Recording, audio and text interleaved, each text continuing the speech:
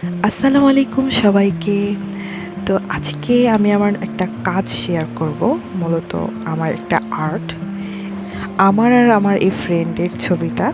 তো এটা আমার কাছে ক্যামেরাবন্দি ভালো লাগছিল না। তাই আমি এটাকে রংবন্দি করার একটা চেষ্টা করলাম। তো ও হচ্ছে আমার খুব, খুব ভালো একটা ফ্রেন্ড। ওর আর আমার আন্ডারস্ট্যান্ডিং খুব ভালো। তো এখন এই যে আপনাদের সামনে নিয়ে আসলাম। তো কেমন হয়েছে ছবিটা আমাকে অবশ্যই সবাই জানাবে। তো আমি এখানে কিছুটা ব্যাকগ্রাউন্ডে ফুল রেখেছি, আর তারপর চরকা রেখেছি। এগুলো আমরা কাগজ দিয়ে ওর গায়ে হলুদের দিন বানাইছিলাম।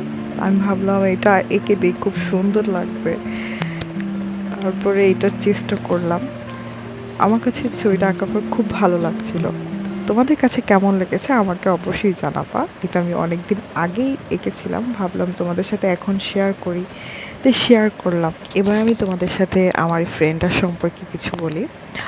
থাকে না ফ্রেন্ড সার্কেলে এমন কিছু ফ্রেন্ড যারা সব ফ্রেন্ডদের বিপদে সবার আগে পাবা।